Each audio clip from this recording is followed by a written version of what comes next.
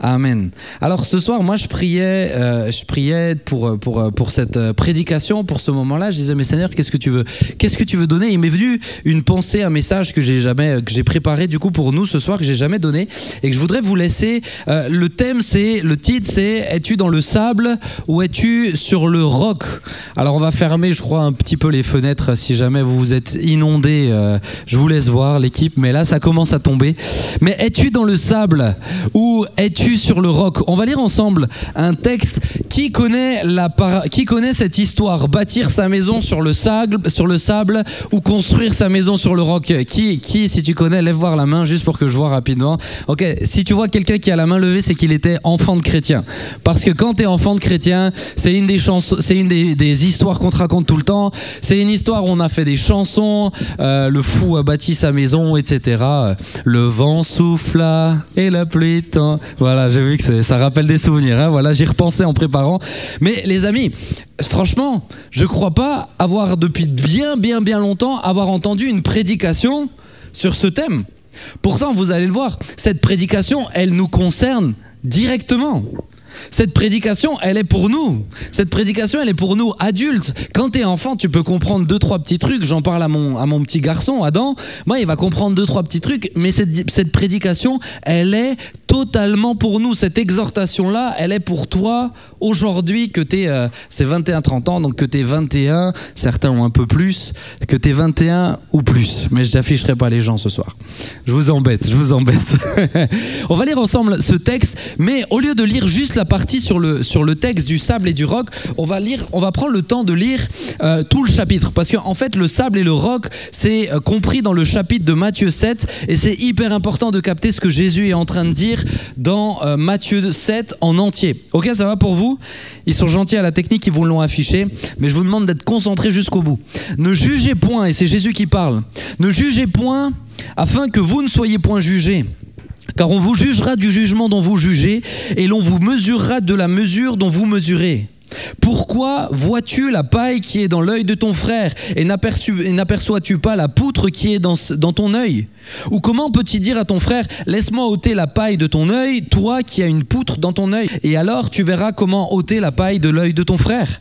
Ne donnez pas les choses saintes aux chiens et ne jetez pas vos perles aux pourceaux, de peur qu'ils ne les foulent aux pieds et ne se retournent et ne vous déchirent. Demandez et l'on vous donnera, cherchez et vous trouverez, frappez et l'on vous ouvrira, car quiconque demande reçoit, celui qui cherche trouve et l'on ouvre à celui qui frappe. Lequel d'entre vous donne une pierre à son fils s'il demande du pain? Peut-être juste les gens qui ont une mauvaise vue. Ou s'il demande un poisson, lui donnera-t-il un serpent? Si donc méchant comme vous l'êtes, vous savez donner de bonnes choses à vos enfants, à combien plus forte raison le Père donnera-t-il des bonnes choses à ceux qui les lui demandent? Tout ce que vous voulez que l'homme vous fasse pour vous, faites-le de même pour eux, car c'est la loi et les prophètes. Entrez par la porte étroite, car large est la porte, spacieux est le chemin qui mène à la perdition. Mais il y en a beaucoup qui le trouvent et qui entrent par là. Mais étroite est la porte, resserré est le chemin qui mène à la vie, et il y en a peu qui les trouvent. Ça va, vous êtes encore avec moi? Ok, c'est des moments importants ce qu'il est en train de dire. Hein. Il y en a peu qui les trouvent. Gardez-vous des faux prophètes. Ils viennent à vous en vêtements de brebis, mais au-dedans ce sont des loups ravisseurs. Vous les reconnaîtrez à leurs fruits. Cueille-t-on des raisins sur des épines ou des figues sur des chardons? Tout bon arbre porte de bons fruits, mais le mauvais arbre porte du mauvais fruit. Un bon arbre ne peut porter de bons fruits. Tout arbre qui ne porte pas de bons fruits est coupé et jeté au feu. C'est donc à leurs fruits que vous les reconnaîtrez. Ceux qui me disent « Seigneur, Seigneur » n'entreront pas tous dans le royaume des cieux, mais celui-là seul qui fait la volonté de mon Père qui est dans les cieux. Plusieurs me diront ce jour-là « Seigneur, Seigneur, n'avons-nous pas prophétisé par ton nom? N'avons-nous pas chassé des démons par ton nom? N'avons-nous pas fait beaucoup de miracles par ton nom ?» Alors je leur dirai ouvertement « Je ne vous ai jamais connus, retirez-vous de moi, vous qui commettez l'iniquité. » C'est pourquoi, écoutez bien, quiconque entend ces paroles, et là on arrive sur l'histoire de ce soir, quiconque entend ces paroles que je dis et les met en pratique sera semblable à un homme prudent qui a bâti sa maison sur le roc. La pluie est tombée, les torrents sont venus, les vents ont soufflé et se sont jetés contre cette maison. Elle n'est point tombée parce qu'elle était fondée sur le roc. Mais quiconque entend ces paroles que je dis et ne les met pas en pratique sera semblable à un homme insensé qui a bâti sa maison sur le sable. La pluie est tombée, les torrents sont venus, les vents ont soufflé et ont battu cette maison. Après que Jésus eut achevé, et elle est tombée et sa ruine a été grande. Après que Jésus eut achevé ses discours, la foule fut frappée de sa doctrine, car il enseignait comme ayant autorité et non pas comme leurs scribes auparavant. Les amis, ce texte, on lit le texte de bâtir sa maison sur le roc ou sur le sable, mais il dit, mais quiconque met cette parole en pratique. Donc pour moi, ça n'a pas de sens de lire le texte du sable ou du roc si tu lis pas tout le chapitre avant. Et peut-être que si tu étais un peu fatigué, je t'encourage à le relire ce soir à la maison, parce que vraiment cette histoire dépend de la partie au-dessus. Est-ce que Jésus est en train de s'adresser à des gens loin de lui? C'est une question, hein, vous pouvez répondre. Hein. Chapitre 7, est-ce que Jésus est en train de s'adresser à qui? Je sais pas, vas-y, allez-y. Hein. Disciples? Ouais, pas que. À qui d'autre? À la foule. Mais c'est quoi la foule? Les gens, merci Déby pour cette précision. Ok. D'autres? Quelqu'un a dit nous? Ouais. La foule, c'est les gens qui sont venus. Vous allez me dire, ouais, mais c'est facile. C'est des gens qui sont venus pour l'écouter. Autrement dit, des gens qui ont un intérêt pour ce qu'il est en train de dire. Parce que tu as plein de gens à l'extérieur qui n'ont pas d'intérêt. Ce matin, je parlais de Jésus avec un gars qui n'avait mais aucun intérêt. Je lui ai parlé de Jésus, je lui ai dit, mais tu sais, moi, j'étais suicidaire et vraiment Dieu m'a changé ma vie. Brian, il me dit, cool pour toi. Comme ça, vraiment, pourtant tu dis pas un truc, tu dis un truc sérieux quand même. Il m'a regardé et il me dit, c'est cool pour toi. Mais les amis, t'as des gens, ils n'en ont rien à faire. Il ne faut pas partie de la foule. La foule, c'est ceux qui peut-être sont loin de Jésus, mais cherchent quelque chose. Si tu es là, je veux croire que tu es en train de chercher quelque chose. Que tu sois proche de Jésus, que tu lui aies donné ta vie, que tu lui fasses confiance, que tu le laisses te diriger. Alors là, tu fais partie de ce qu'on appelle les disciples, ceux qui le suivent. Mais peut-être que tu fais partie de la foule et juste tu te poses des questions. Tu cherches Jésus. Jésus est en train de s'adresser à nous ce soir. Et c'est intéressant de relever, il est en train de s'adresser à différentes catégories. Tu as la foule, tu as les disciples, mais il est en train de dire tout à l'heure dans le passage, il dit, ceux qui me disent Seigneur, Seigneur n'entreront pas tous dans le royaume de Dieu. Autrement dit, ceux qui pensent être disciples, ceux qui pensent avoir une relation. Et il va plus loin. Et il dira, plusieurs me diront, n'avons-nous pas prophétisé, n'avons-nous pas chassé des démons, n'avons-nous pas fait de miracles? Autrement dit, tu as la foule, tu as les disciples et tu as la gamme supérieure de ceux qui vraiment vivent des choses surnaturelles. T'as déjà fait des miracles, toi? Non? Bon, ok, alors t'es peut-être dans la gamme en dessous. Mais je vous embête. Joy, c'est bon, je vois ta tête. Mais, les amis, peut-être que, oui, il y a différents niveaux de relations spirituelles. Et peut-être que toi, tu te dis, mais moi, j'ai fait des miracles, moi, j'ai déjà chassé des démons. Le texte nous dit, ces gens-là n'entreront pas dans le royaume des cieux. Il est en train de dire, ces gens-là ne font pas partie des gens qui ont construit sur le roc. Vous me suivez ou pas? C'est pas une question de ce que tu vas faire pour Dieu qui va définir si tu es plus ou moins proche de lui. Tu as plein de gens qui auront fait des choses formidables pour Dieu, mais ils sont pas proches de Dieu. Ce soir, le thème, c'est « Es-tu proche du cœur de Dieu ?» Es-tu proche dans ton intimité avec Dieu? Parce que la question, elle est là. La question, elle est là. Et si finalement, alors que tu te croyais si spirituel, tu étais en train de bâtir sur le sable? Parce que ces gens-là, ils sont choqués. Ces gens-là, ils disent à Dieu, mais Seigneur, mais nous quand même, on a chassé des démons, on a prophétisé. Nous, on va rentrer. Il dit, je ne vous ai jamais connu. Fais-tu partie des gens qui pensent bâtir sur le roc alors que finalement tu es en train de bâtir sur le sable? La question ce soir, elle est pour chacun d'entre nous. Ça va, vous êtes avec moi? La parole, le texte nous dit, c'est pourquoi quiconque entend la parole. Le texte nous parle d'entendre. Parce que entendre, c'est pas la même chose qu'écouter. Vous avez remarqué? Entendre et écouter, ce sont deux choses différentes. Entendre toutes les deux personnes. Ouais, ça c'est les hommes mariés qui savent ça. Pierre, c'est pas le moment de régler tes comptes. N'oublie pas qu'elle va dormir avec toi ce soir. Ou peut-être pas. Ça risque de changer selon la direction de ce que tu vas faire. Mais quiconque entend, tout le monde, à moins que tu aies un problème d'audition, mais tout le monde entend. Entendre, c'est la capacité physique à avoir deux oreilles, un canal auditif et recevoir le son qui est en train de se passer. Et tu peux entendre, moi je peux entendre plein de trucs. Et pour le coup, c'est un bon exemple. Ma femme, elle parle beaucoup. Mais elle dit souvent des choses très très bien. Mais quand je suis fatigué, j'entends. Mais je sais plus ce qu'elle m'a dit. C'est-à-dire que régulièrement, je lui laisse des messages, je lui dis « Chérie, je suis sûr que tu m'en as parlé, mais est-ce que tu m'as parlé de ce sujet-là? Parce que maintenant, j'aurais besoin d'avoir la réponse. C'est-à-dire que maintenant, j'aimerais quand même savoir. » Les amis, on peut vite entendre. Non, on peut vite entendre. Peut-être que tu entends, ça rentre là et ça change rien. Écouter, c'est autre chose. Écouter, c'est la capacité d'entendre et de traiter l'information au niveau de ton cerveau et d'agir en conséquence. Écouter, c'est être attentif à ce qui est en train de se passer. Écouter, c'est retenir ce qui est dit. Tu peux entendre, tu as des gens, ils lisent la parole de Dieu depuis des années, mais ils ne font que l'entendre. Ils ne l'écoutent pas. Ça change quoi chez toi? Concrètement, dans ta vie de tous les jours, le fait d'entendre des textes qu'on vient de lire, on vient de lire un chapitre, peut-être tu n'as pas lu ton chapitre de la journée, je viens de le faire pour toi. Mais ça va changer quoi?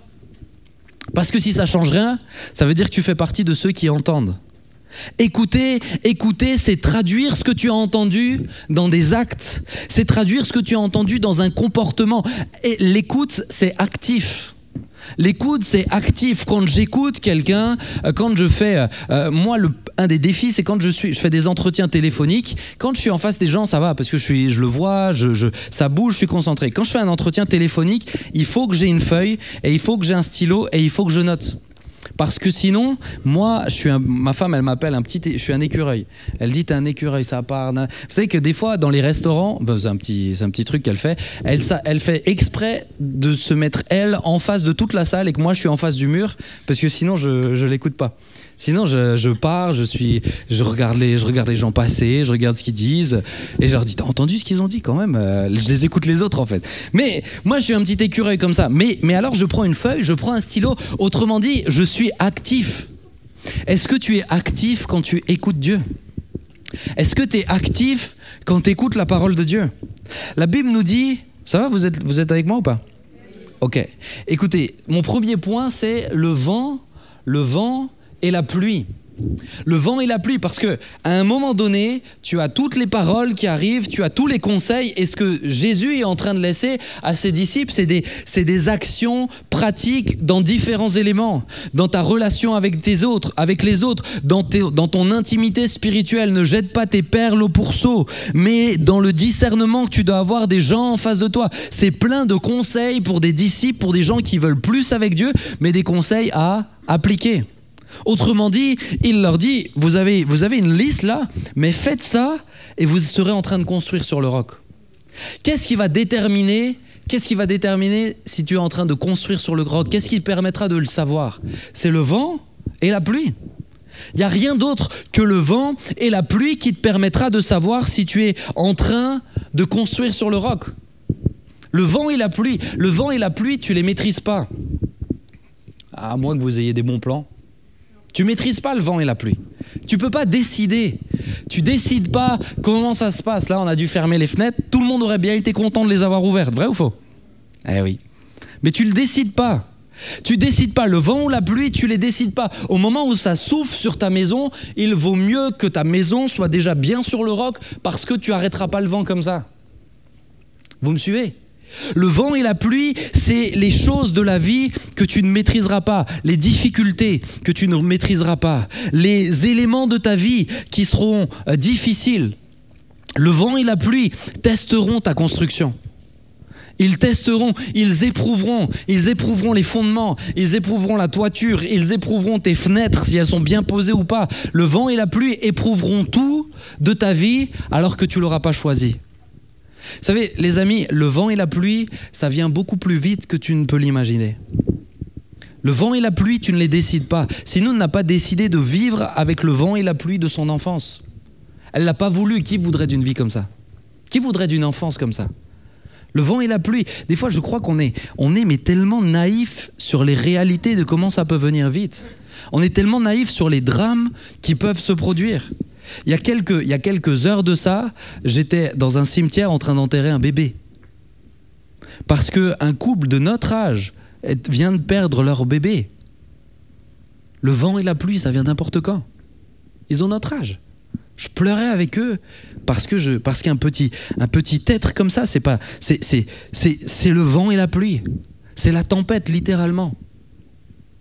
Et nous, on a des difficultés. Oh là là, nous, on a des difficultés, c'est terrible. C'est terrible au travail. Oh, au travail, il m'embête. Oh, c'est terrible, oh, punaise. Oh, moi, j'arrive pas. Oh, en ce moment, franchement, à la salle de sport, les gens, ils me fatiguent. Sérieusement. Sérieusement. Le vent et la pluie, c'est pas ta salle de sport. Le vent et la pluie, c'est les vrais drames de ta vie que tu pourras vivre tôt ou tard. Le vent et la pluie, tu le décides pas. Tu le décides pas. Lundi, j'étais avec un homme, un accident, tétraplégique, fini. Le vent et la pluie. Tu peux pas décider de ça. La question, c'est est-ce que ta maison tiendra ferme ou non? La question, c'est pas est-ce qu'il y aura du vent ou de la pluie? Moi, je te le dis, et j'ai pas besoin d'être prophète pour ça, il y aura du vent et de la pluie. Point. Il y aura du vent et de la pluie. Peut-être tu te dis, ouais, mais si je suis croyant, j'aurai jamais de soucis. Mais c'est que t'es pas croyant, ou alors c'est que t'es croyant depuis pas très longtemps. Parce que quand t'es un vrai croyant, quand vraiment tu marches avec Jésus, tu sais que tu n'es pas protégé des épreuves. Par contre, Dieu peut faire que ta maison soit sur le roc. Le vent et la pluie, on ne les évitera pas. Alors que j'étais tout à l'heure avec eux, avec cette famille, je peux vous dire qu'ils construisent leur maison sur le roc. Parce que le courage qu'ils ont d'affronter la chose, ils sont dans une situation, sans rentrer dans les détails, mais d'autant plus extrêmement difficile. Extrêmement difficile, c'est un drame qui s'est passé. Et là, ils sont entre deux choses extrêmement difficiles. Ils sont en train de vivre deux choses extrêmement difficiles. La perte d'un bébé, mais à côté de ça, ils vivent une épreuve difficile. Mais il me disait, et tout à l'heure pendant la louange, le papa m'a écrit, il dit mais merci, il m'a remercié pour le moment qu'on a eu, il dit mais ça fortifie encore plus notre foi. Ils sont sur le roc. Et s'il se passait quelque chose d'imprévu dans ta vie, s'il se passait une grande tempête, est-ce que ta maison tiendrait? Que tu sois chrétien ou pas chrétien, encore une fois, c'est pas ma question là maintenant. Mais est-ce que ta maison tiendrait? Vous savez, c'est le vent et la pluie qui vous permettront de savoir si votre maison est solide ou non. Moi, le premier grand coup de vent, et on a eu il y a 1 an et demi, un tremblement de terre, un tout petit tremblement de terre, mais un tremblement de terre quand même. Moi, j'ai pu acheter une maison il n'y a pas trop loin là à côté, et je connaissais pas moi les fondements, je les ai pas vus, j'ai pas creusé, mais je prie, j'ai dit Seigneur, tu permets qu'elle soit solide la baraque, parce que le vent je l'entendais, mais quand même ils avaient tellement peur, ils étaient dans le lit avec nous. Mais là tu te dis Seigneur, il faut que ça soit solide. Et si c'était pas si solide que ce que tu ne pensais? Vous savez, j'ai vu des gens déterminés à suivre Jésus, coûte que coûte. Je les ai vus dans mon bureau en disant, moi, il n'y a pas moyen, il n'y a rien d'autre. Jésus, c'est tout pour moi. Un coup de vent, ils n'étaient plus là. Pourtant, eux étaient sûrs. Eux étaient sûrs. Mais c'était le sable sur lequel ils étaient en train de construire. Le vent et la pluie, c'est les épreuves que tu vivras, mais c'est également les combats liés à notre foi. Parce que quand tu es disciple de Jésus, il y a d'autres types de combats. Tu marches dans la Bible nous dit que tu es dans le monde, mais pas du monde. Autrement dit, tu marches à contre-courant. Et quand tu marches à contre-courant, tu as d'autres obstacles, d'autres tensions qui sont là. Le vent et la pluie, pour toi qui es en Jésus, c'est aussi ça. C'est cette intensification du combat qui est là.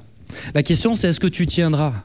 Parce que là aussi, je vous le dis, alors vous dites, dis donc, il plombe l'ambiance. Non, mais rassurez-vous, ça termine bien cette histoire. Hein. Mais là aussi, l'intensification va en grandissant. Tu es en France, tu dis, oui, moi je peux aller dans les églises, etc. Ça va devenir, les amis, de plus en plus difficile de croire et de vivre vraiment en suivant Jésus.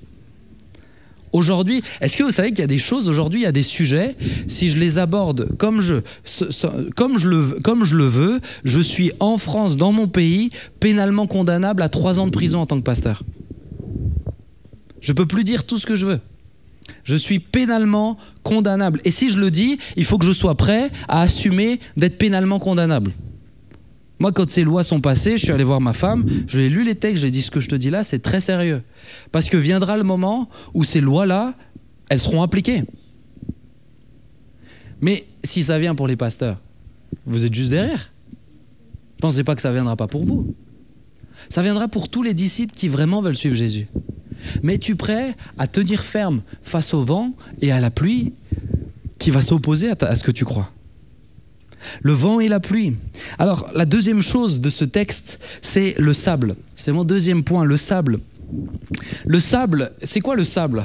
Bah, tu vois, quand tu es au sable, là, t'as les pieds sur la plage. C'est quand même... Bon, merci Lia, elle m'a bien aidé pour vite faire ce petit PowerPoint. Hein bon, faut savoir l'utiliser aussi, hein, mais voilà, hein, je dis ça. Mais quand t'es sur le sable, là, tu peux aller te baigner, etc. T'es tranquille, tu peux mettre ta serviette, tu bronzes. Sur le roc, bon là, vous allez dire, il a choisi une belle vue. Oui, d'accord, c'est une image, c'est une photo, c'est rien. Mais par contre, sur le sable, t'es tranquille, t'es pépère. Le sable, tu privilégies la vue à la structure. Sur le sable, tu privilégies la forme au fond. Tu privilégies l'apparence à ce qu'il y a à l'intérieur. Moi, je sais que quand, justement, avec ma femme, on a acheté, nous, on a des problèmes d'humidité dans la maison. Problème d'humidité, ça veut dire que si tu fais pas gaffe, tu peux avoir de la moisissure et tout, c'est pas bon pour les petits et tout. Mais au départ, ma femme, et souvent, ça peut arriver, c'est que ce qu'elle veut, c'est se sentir bien dans la maison, mettre la belle couleur, la belle tapisserie. Je lui ai dit, chérie, si ces problèmes-là ne partent pas, ça ne sert à rien de mettre de la peinture. Parce qu'on va se retrouver avec des galères pas possibles, à devoir détapisser, à devoir changer la peinture. D'abord, il faut régler les problèmes en profondeur. Ceux qui construisent sur le sable, ils ne s'occupent pas de ça. Ils s'occupent de l'apparence. Ils s'occupent de l'extérieur. Ils s'occupent de ce que les autres verront. Ceux qui construisent sur le sable, ils privilégient la forme plutôt que le fond. Quand tu privilégies la forme plutôt que le fond, c'est que tu privilégies le temps que tu passeras sur Insta plutôt que dans la parole de Dieu. Ah, j'ai pas entendu beaucoup de réactions, c'est dommage parce que je pense que ça peut parler. C'est quand tu privilégies la forme plutôt que le fond, c'est quand tu te concentres sur ce que les autres voient de ta foi plutôt que ce que Dieu voit de ta foi. Parce que c'est facile de prier pour des gens quand tout le monde te regarde, quand tout le monde dit « Ah mais qu'est-ce qu'il prie bien ?» J'entends ça tellement de fois. Non mais lui il prie bien, mais on s'en fiche qu'il prie bien. Qu'est-ce que Dieu il dit de lui ? Quand tu privilégies la forme plutôt que le fond, c'est que tu prends plus de temps à te préparer et t'apprêter physiquement plutôt que préparer ton cœur quand tu viens le dimanche. Quand tu privilégies la forme plutôt que le fond, c'est que tu mets plus d'efforts à faire croire que tu es un bon chrétien que de devenir plutôt un bon chrétien. Moi, je me rappelle, c'est un peu comme quand on était en cours, je suis sûr que ça arrive à personne dans cette salle, mais j'avais une petite période, toute petite, où je trichais quand même en cours. Mais je mettais tellement d'énergie, ça arrivait tellement, non pas toi Pierre, je mettais tellement d'énergie à préparer ma triche. Tu écrivais en tout petit, des petits mots que tu mettais dans tes petites cartouches, vous connaissez aussi la technique, donc tout petit truc, mais les gars, ça me prenait des plombes. Et à la fin, j'ai arrêté parce que je me suis dit, si je mets autant d'énergie, bon, autant apprendre les cours en fait, c'est pas rentable comme technique. Mais des fois, quand tu privilégies la forme plutôt que le fond, c'est que tu fournis plus d'efforts pour cela. Tu fournis plus d'efforts pour la forme, alors que le fond a un problème. Alors que le fond a un problème. Les hommes et les femmes qui prophétisaient dans cette histoire, les hommes et les femmes qui chassaient les démons dans cette histoire, les hommes et les femmes qui faisaient des miracles dans cette histoire, avaient bâti leur maison sur le sable. Autrement dit, ils privilégiaient la forme plutôt que le fond. Et j'aimerais te dire la chose suivante, c'est que peut-être tu es là et tu découvres Jésus, tu chemines et puis tu dis « Ah mais moi je veux servir, moi je veux prêcher, moi je prie pour recevoir les dons, moi je prie pour recevoir ça » et Dieu t'empêche et te dit « Ah, tes fondements ils sont sur le sable ». Des fois, il vaut mieux pas se précipiter à faire des choses que les autres verront avant que ton cœur soit ancré sur le roc. Des fois, il vaut mieux arrêter. Des fois, il vaut mieux stopper les choses. Et là, tu penses que c'est ça le plus important. Dieu ne se préoccupe pas de ce que tu vas faire pour lui d'abord. Sa préoccupation, c'est ton cœur. C'est sur quoi il reposera. Alors non, parce que ton cœur, les autres le verront pas. Ils verront pas s'il est sur le roc ou pas. Ton cœur, les autres le verront pas. Ton cœur, les autres, ils verront les guérisons. Donc les autres, ils verront les miracles. Les autres, ils verront tout ça. Le cœur, ça n'intéresse pas les autres. Tu peux pas l'afficher sur Insta, les cœurs. Par contre, les guérisons, là, tu peux en rajouter. Hein. Les amis, je vous parle de quelque chose de sérieux parce que je suis profondément inquiet. Je suis profondément inquiet pour la jeunesse chrétienne en Europe et en francophonie particulièrement, qui recherche tellement l'émotionnel, qui recherche tellement ce que les autres verront, qui excite tellement ces choses-là. Je suis profondément inquiet. Parce que j'ai pas beaucoup de personnes qui me disent, Ben, écoute, dans mon intimité avec Dieu, ce texte-là, je l'ai pas bien compris. Est-ce que tu peux m'aider à l'expliquer? Par contre, j'ai beaucoup de personnes qui veulent des conseils sur comment tu fais pour prêcher, comment tu fais pour ceci, comment tu fais pour cela. Et toi, qu'est-ce que tu ressens quand tu guéris quelqu'un? Les amis, ça m'inquiète. Je l'ai vu dernièrement à The Rencontre. Pour ceux qui étaient là à The Rencontre, il y avait notamment le dimanche soir, mais un temps qui était saint. C'était un temps, il n'y avait pas de musique, il n'y avait pas de lumière, il n'y avait personne. Il y avait juste Dieu dans le silence et ça suffisait largement. Mais il y avait encore des gens qui avaient besoin de chercher quelque chose d'émotionnel. Juste la présence de Dieu. Je me rappelle, je l'ai dit à plusieurs, mais alors que j'étais à genoux, j'avais le micro et je vois juste Jésus marcher dans la salle, comme ça, de droite à gauche dans la grande salle. Et alors qu'il marchait, mais il y avait des démons chassés. Personne ne priait, rien. Des démons chassés, Déby, tu m'as dit, au niveau de la technique, la présence de Dieu qui est descendue dans les pièces annexes, des gens visités. Mais il y avait encore des gens qui avaient besoin de chercher autre chose, qui avaient besoin de chercher l'apparence, qui avait besoin de créer des choses. Les amis, moi, c'est ce qui m'inquiète pour notre génération chrétienne. Les anciens, ils étaient solides. Pas tous, hein, mais les anciens, ils étaient solides. Les anciens, tu pouvais leur poser des questions sur les textes, ils les connaissaient. Je suis surpris de voir le manque de culture chez les jeunes qui ne connaissent même pas la Bible. Alors que tu te dis que ça fait 10 ans que tu es baptisé. Mais ça changerait en fait. T'es sur le sable. C'est pas parce que t'es baptisé que t'es sauvé. T'es sur le sable, mon ami. Et le moment où le vrai vent, où la vraie tempête va venir, c'est là où tu te rendras compte que tes beaux murs, tes belles tapisseries, elles changeront rien à la structure. Parce que quand moi j'ai des moments difficiles, mon refuge, il est pas sur Insta. Mon refuge, il est dans ce que Dieu va me donner. Je me mets sur mes genoux, je dis Seigneur, il faut que tu me parles. Il faut que tu me donnes un verset. Il faut que tu me donnes quelque chose sur lequel je m'appuie. Et nous, on privilégie l'apparence. Ah non, tout ce qui semble spirituel aux yeux des autres ne fait pas partie du fondement. Prophétiser, chasser des démons, faire des miracles, c'est pas ça le socle, c'est pas ça le roc. On a des apparences évangéliques. Quand il y a des beaux moments, on lève les mains avec beaucoup d'émotion. Peut-être t'en as, ils arrivent à faire même un visage un peu triste comme ça, à verser une petite larme pour les plus performants. Mais concrètement, dans ta vie de tous les jours, ça change quoi ? Moi, c'est ça que je veux savoir. Je me déplace passablement et à chaque fois, on me dit mais merci, ça m'a fait du bien, ça m'a touché. Et j'ai envie de dire heureusement, sinon, moi, je me déplace plus. Si ça ne change pas les choses quand Dieu m'envoie, je ne me déplace plus. Mais je leur dis toujours, mais ça, c'est bien. Ce qui m'intéresse, c'est écris-moi, s'il te plaît, dans 6 mois ou 1 an. Parce que je veux savoir ce qui s'est passé dans 6 mois ou 1 an après. C'est ça qui est intéressant. C'est là où tu vois si vraiment c'est solide ou pas, si ça a changé quelque chose ou pas, si tu t'arrêtes à un moment émotionnel, si après une prédication comme celle-ci, tu viens chez toi, tu dis allez ce soir je vais lire un chapitre, c'est très bien, mais est-ce que tu en liras encore dans 6 mois? Est-ce que tu prendras le temps encore dans 6 mois? Venez me voir dans 6 mois, parce que c'est ça qui m'intéresse, vous comprenez ce que je dis? Les amis, on a des apparences évangéliques, mais ta maison, sur le sable, c'est comme les châteaux de sable. Tu peux avoir des châteaux merveilleux. Vous allez sur les plages espagnoles, les gars, ils font des folies. Vous avez déjà vu sur les plages espagnoles? Mais les gars, ils font des palettes. Tu te dis comment ils font ça? Franchement, c'est incroyable. Mais tu verses un peu d'eau, c'est fini. Pourquoi? Parce que ça tient pas. C'est pas solide. Ta structure, elle est sur un sol qui bouge. C'est instable. Et que tu le veuilles ou non, viendra le moment où ton sol, il va partir. Et ta maison va partir avec. Peut-être que tu es là, tu n'as pas Jésus et tu te dis mais moi ça ne me concerne pas. Mais ça te concerne tout autant. Parce que si tu ne construis pas sur Jésus qui est le roc, tu construis sur le sable. Ton couple, tu le construis sur le sable.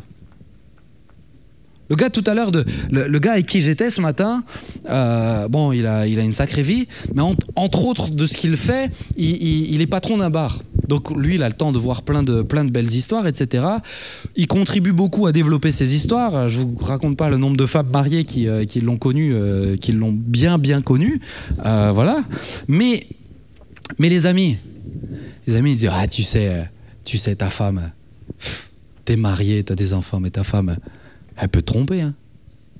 Je dis, bah, oui, elle est libre, effectivement, elle n'est pas emprisonnée chez moi. Effectivement, techniquement, elle pourrait. Mais je lui dis, mais moi, j'ai pas construit un mariage sur ça. J'ai pas construit un mariage en me disant, ah non, mais attends, peut-être qu'elle va me tromper. Non, j'ai construit un mariage en faisant une alliance avec elle et avec Dieu. J'ai construit un mariage sur le roc. On prie ensemble, on cherche Dieu ensemble, on essaye de suivre le plus possible ce que la parole de Dieu nous dit. Donc, est-ce que j'ai peur que ma femme me trompe? Ceux qui me connaissent savent, mais loin de là, mais même pas ça me vient à l'idée. Moi, je suis pas du tout jaloux. Certains disent c'est pas normal. Ben, moi, je vous assure, je le vis très très bien. J'aime ma femme de tout mon cœur, mais je suis pas du tout. Jamais j'ai pensé un truc pareil. Mais pourquoi? Parce que moi, je connais sa foi à elle. Je sais qu'elle aime le Seigneur. Si je ne suis pas là, il y en a un qui est toujours là avec elle. Et elle le craint plus qu'elle me craint, je vous assure. J'ai pas peur de ça. Parce que nous, on vit dans un autre monde. On construit sur le roc. Peut-être que tu es là, tu ne crois pas en Dieu. Je vais te dire, tout ce que tu construis, c'est sur du sable que tu le construis. Ta carrière, c'est sur du sable. Tes relations, c'est sur du sable. Tu as vécu autant que moi, tu le sais. Ça peut partir très très vite. Tes finances, c'est sur du sable. Ta santé, c'est sur du sable. Tu as des gens, ils se sont entretenus toute leur vie, 60 ans, boum, crise cardiaque. Tout est sur du sable. Le seul roc que tu trouveras, c'est Jésus-Christ. Le seul roc sur lequel tu peux construire, c'est celui qui te donne un mode d'emploi pour vivre une vie solide, différente des autres. C'est le seul roc sur lequel tu construiras. Est-ce que vous me permettez de terminer? Oui, c'est bien. Le roc, parce qu'on arrive sur ça quand même. Le roc, qu'est-ce que Dieu nous dit du roc? Le roc, qu'est-ce que c'est le roc? Le roc, vous l'avez compris, c'est la mise en pratique de tout ce que Jésus nous dit.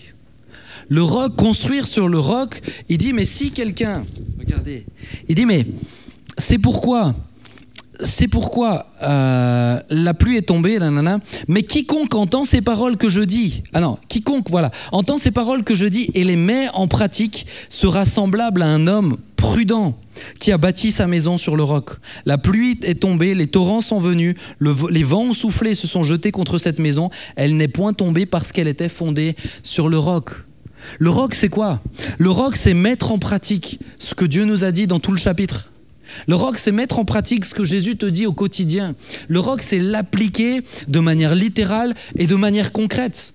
C'est ça le roc. Le roc, c'est le matin, tu te réveilles, tu regardes ton agenda, tu dis Seigneur, j'ai ça à faire, par pitié conduis-moi. Parce que j'ai besoin que tu m'aides dans chaque exécution. Tu lis des textes et tu les mets en pratique, tu les appliques concrètement. Ils te servent à quelque chose. Encore une fois, dans ta gestion de tout, dans ta gestion de ton couple, dans ta gestion de tes finances, dans ta relation avec Dieu, dans ton intimité, c'est ça le roc. Vivre le roc, c'est une autre dimension de la communion. Parce que communier juste à coup de belles paroles, mais ça, il y en a plein qui savent faire. Mais communier et construire, échanger, il y a plein de gens qui savent bien parler d'amour, etc. Mais il n'y a pas beaucoup de gens qui ont des mariages qui tiennent.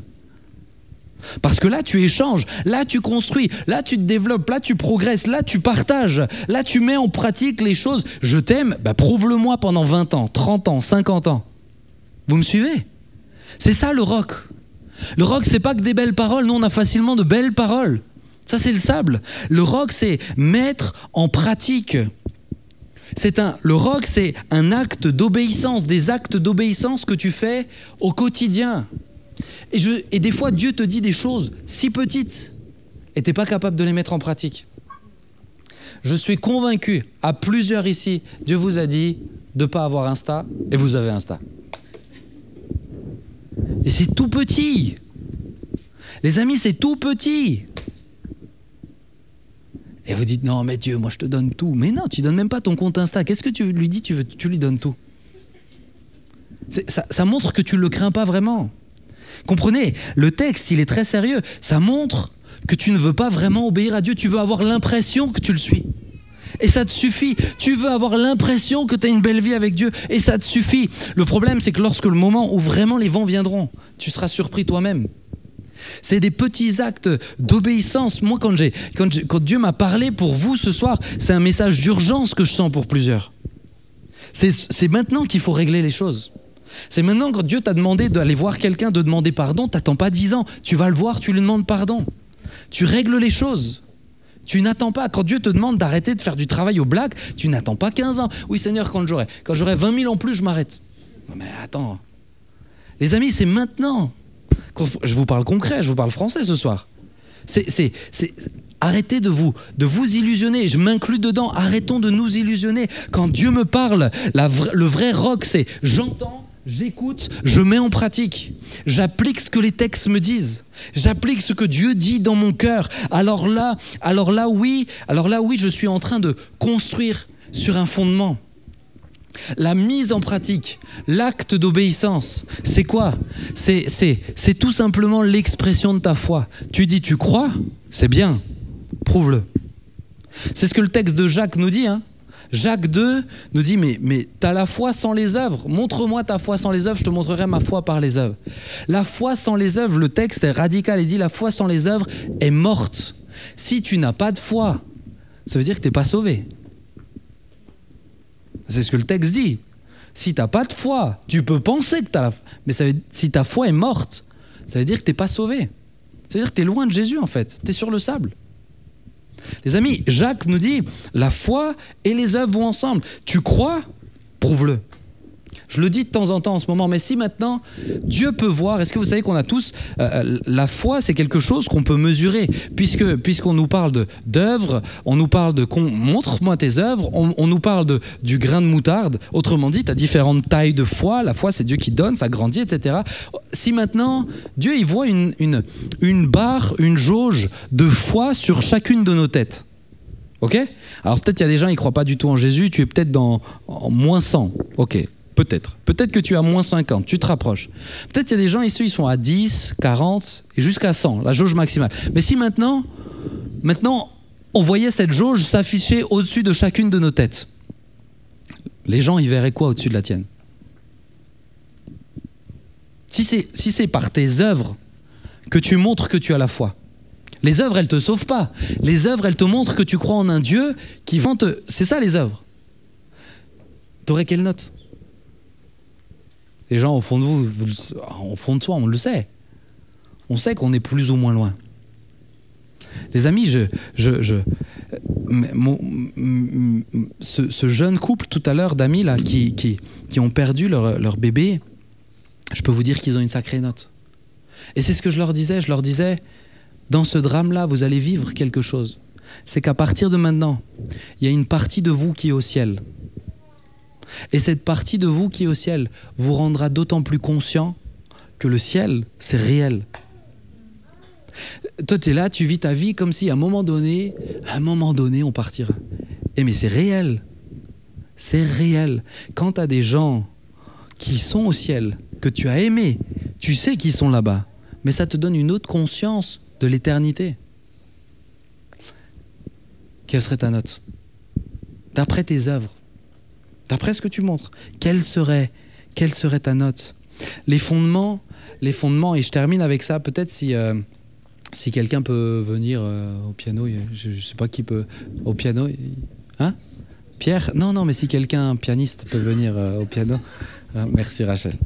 Les amis, les fondements d'une maison, les gens, quand ils rentrent dans ta maison, ils ne les voient pas. Est-ce que tu as déjà vu des gens qui te demandent, quand tu leur dis je vous fais visiter la maison, ils disent oui, mais tu nous as pas montré les fondements de la maison. Personne ne te demande ça. Pourquoi? Parce que les fondements, c'est juste pour toi. Les fondements, c'est pour toi qui y vis au quotidien. Les gens, ils sont de passage. L'apparence, ça suffit, le bien manger, un bon moment ensemble. Toi qui vis au quotidien, tu as besoin de savoir que les fondements sont solides. Les fondements, c'est ce que les autres ne verront pas. Et j'aimais vous le dire ce soir, vraiment de la part de Jésus, c'est les fondements qui sont le plus important. C'est les fondements. Les fondements, c'est, je me suis noté, les fondements, c'est la piété. Quand personne te voit, les fondements, c'est l'intégrité. Les fondements, c'est la crainte de Dieu, c'est l'obéissance simple. Sans fondement, tu ne seras jamais solide dans ta vie. Sans fondement, tu dépendras de ce que les autres pensent de ton apparence. Sans fondement, tu construiras rien de solide, même pour Dieu. Moi, j'ai vu des grands hommes de Dieu qui, malheureusement, n'ont pas consolidé les fondements. Le vent a soufflé et tout est parti d'un coup. Les fondements, c'est indispensable. Indispensable. Il y a ce texte de... Permettez-moi juste de vous lire celui-ci, que j'aime beaucoup, ce texte de Colossiens. Colossiens chapitre 1. Et il nous dira la chose suivante. Alors, nous, on prie pour les dons, on prie pour les miracles. Moi, je prie pour autre chose maintenant, regardez. Et j'aimais prier pour ça pour nous.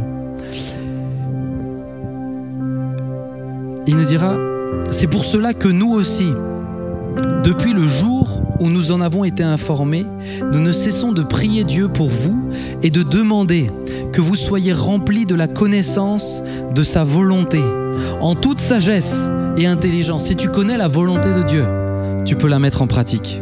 En toute sagesse et intelligence, comment? Spirituelle. C'est pas quelque chose qui dépend de ce que toi t'es, de ton intelligence, c'est quelque chose de surnaturel, quelque chose qui te dépasse. Pour marcher d'une manière digne du Seigneur et lui être entièrement agréable, portant des fruits en toutes sortes de bonnes œuvres et croissant, encore une fois, portant du fruit, et croissant par la connaissance de Dieu, fortifié à tous égards par sa puissance glorieuse, en joie, persévérant et patient. Ce que ce texte dit là, il y a d'autres traductions qui parlent de joie, d'endurance et de persévérance. Les amis, il faut que nous soyons endurants. Mais ça, c'est seulement les fondements. Il faut que nous soyons persévérants. Et Paul dit, son souci pour l'Église, son souci avant tout, c'est nous prions, nous tous qui sommes là, nous prions pour que vous puissiez obtenir toute la connaissance de la volonté de Dieu. Parce que si tu as la connaissance, toute la connaissance de la volonté de Dieu, entre parenthèses, s'il le dit, c'est que c'est possible. Ça veut dire que tu peux totalement appliquer sa volonté. Si tu appliques totalement sa volonté, tu porteras de bons fruits. Si tu appliques totalement sa volonté, la parole de Dieu nous dit, tu auras un feu en toi qui te donnera de l'intelligence et de la sagesse, pas humaine, spirituelle, et qui elles-mêmes te permettront de recevoir de l'endurance et de la persévérance. Alors que veux-tu ce soir? Est-ce que tu veux la belle vue ou est-ce que tu veux te concentrer sur ce qui est le principal?